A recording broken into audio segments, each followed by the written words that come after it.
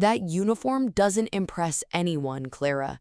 You spent 4 years playing sailor while the rest of us built real lives, and now you expect us to bow down? My sister, Vanessa, sneered as she shoved me back into the mahogany dining chair, her diamond engagement ring catching the harsh glare of the chandelier. The entire family, my mother, my stepfather, and 30 high society dinner guests, laughed in a cruel, synchronized chorus. Before you judge me for sitting there, silently taking their humiliation in my crisp navy dress whites, click that subscribe button below, because what happened 30 seconds later didn't just shatter this room, it stripped every single person in my family of everything they owned. My mother, Eleanor, tossed a thick beige envelope into my lap, its seal already broken. Your father's estate is settled, Clara. As an active-duty lieutenant, you're legally deemed incapable of managing commercial assets. Vanessa takes the house, the shipping firm, and the trust. You get his old desk clock. Sign the waiver, or we report your unauthorized absence to your commanding officer tonight. I didn't flinch, but my thumb traced the small silver notch on the edge of my dad's vintage brass desk clock sitting beside my plate, a detail my mother clearly overlooked. I took authorized emergency leave because Dad died under suspicious circumstances 48 hours ago, Mother, I said, my voice dropping to a low, measured hum, and my commanding officer already knows where I am. Vanessa leaned down, her perfume suffocatingly sweet, her breath hot against my ear. Dad didn't die of a heart attack, Clara. He died because he finally realized you were a fraud, and he wrote you out 5 minutes before his heart gave out. Is that why the clock stopped at 0400 hours, Vanessa? I asked, my eyes locking onto hers, watching the sudden, fleeting twitch in her left eyelid.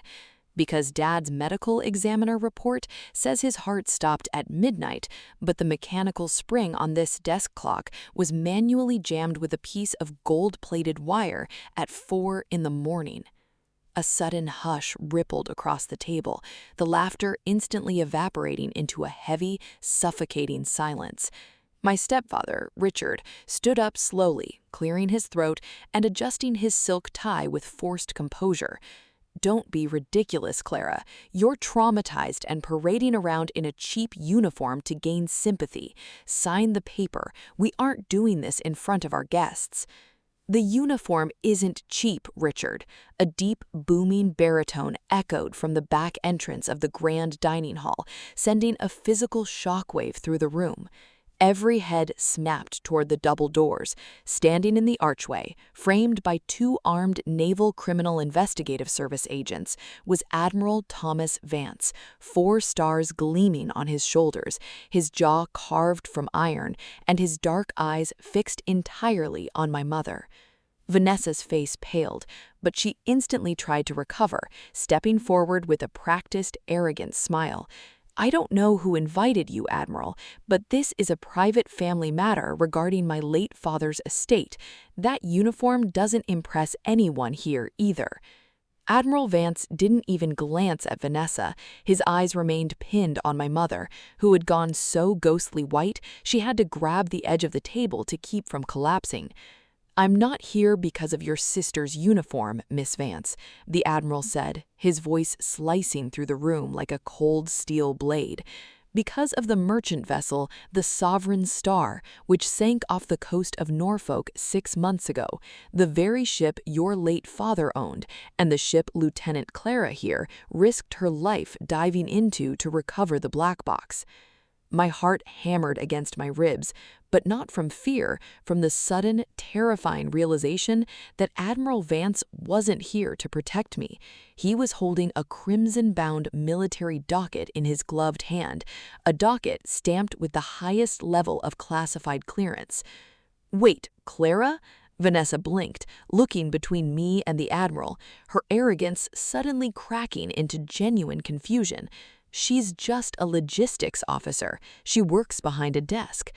Is that what she told you? Admiral Vance took 3 slow, deliberate steps into the room, the sharp click of his boots against the marble floor sounding like a countdown timer.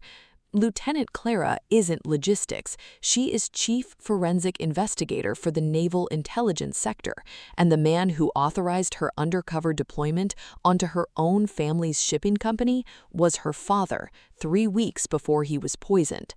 The room gasped, a collective shock vibrating through the guests.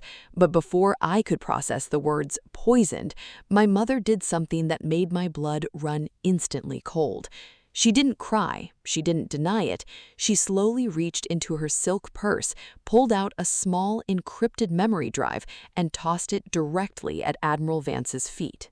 "You're too late, Thomas," my mother whispered, her voice devoid of all maternal warmth, replaced by a cold, calculating malice I had never heard before. "Clara didn't come here to investigate me. She came here because she thought she was saving her father's legacy. But the black box she recovered from the Sovereign Star doesn't prove I sank it. It proves she signed the weight clearance manifest that caused it to capsize and kill 6 sailors." I froze, the air sucked entirely out of my lungs. "What? That's impossible. I was deployed in Japan when that ship sailed." "Were you?" my mother sneered, a terrifying, triumphant smile spreading across her face. "Check the digital registry timestamp, Lieutenant. Your personal military access code was used to clear the overloaded cargo at 0200 hours on November 14th.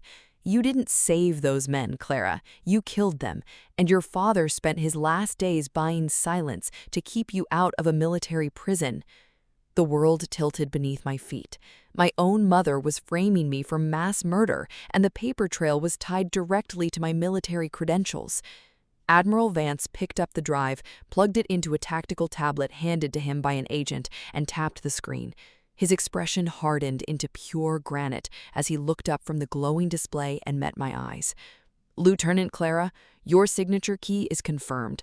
Effective immediately, you are relieved of duty and under arrest for treason and negligent manslaughter." "No!"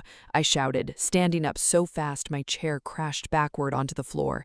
"Search my father's desk clock. The gold wire jammed in the gears. It's not wire. It's the inner coil of a classified military transmitter." Vanessa let out a shrill, hysterical laugh. "She's insane! She's making up nonsense to save herself. Drag her out of here!" The 2 NCIS agents stepped forward, their heavy hands clamping down on my shoulders. But as they pulled me toward the door, my eyes caught Richard, my stepfather, quietly slipping his hand into his jacket and sliding a tiny brass key beneath his cloth napkin. It was the exact same brass key my father had carried on his keychain for 30 years, the key that was supposed to be buried with him. "Stop!" I yelled, twisting out of the agent's grip with tactical leverage I'd practiced 1,000 times. I lunged across the dining table, knocking over crystal glasses and wine bottles, and slammed my hand down on Richard's napkin, pulling the brass key into the open light. "If I signed that manifest, Richard, why do you have the key to my father's private naval vault in your pocket?" Richard jumped back, his face turning an ash-gray color, his mouth opening and closing without sound.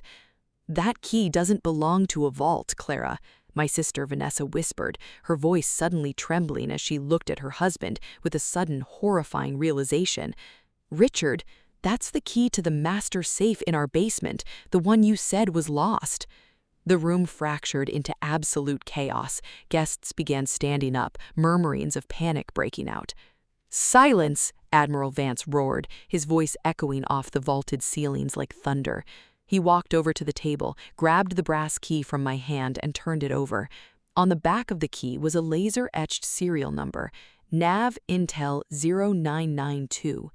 "This key doesn't belong to a shipping company key, Clara," Admiral Vance said softly, his tone shifting from cold authority to something far darker, far more dangerous. "This key belongs to the encrypted locker inside my personal office at the Pentagon. The only person who had access to that locker, besides me, was Lieutenant Clara's father." My brain was spinning out of control. Why would my father have the Admiral's key? Why did Richard have it now? Who was actually betraying whom? You all think you know what happened on the Sovereign Star, I breathed, the pieces suddenly locking together in my mind as the dynamic of the entire room inverted. I looked at my mother, then at Richard, and finally at Vanessa. Mother, you didn't frame me to cover up a sinking, you framed me to cover up what was inside the cargo crates. My mother's eyes widened in sheer terror. Clara, keep your mouth shut. They weren't carrying commercial goods, I yelled, turning to the room of high society elites who were now backing away toward the exits. The weight manifest wasn't faked to hide an overload, it was faked to hide the fact that the crates were empty. The $500 million in naval defense technology was stolen before the ship ever left the dock, and the man who orchestrated the theft wasn't my father, it was Richard. You have no proof, Richard screamed as his composure completely disintegrated as he reached into his jacket for something else. Before he could pull his hand out, Admiral Vance moved with terrifying speed, slamming Richard's wrist against the table and drawing his sidearm. I have all the proof I need, Richard, because Lieutenant Clara didn't dive for the black box to find the ship's telemetry. She dived to plant a tracking beacon on the stolen cargo containers resting at the bottom of the bay. Vanessa stumbled backward, hitting the wall, her hands over her mouth as she stared at the man she had just married. Richard, what did you do? What did you do to my father? He didn't kill your father, Vanessa, I said gently, stepping closer to my sister, the venom completely gone from my voice, replaced by a terrible, painful pity. Our mother did. A gasp tore through the remaining guests.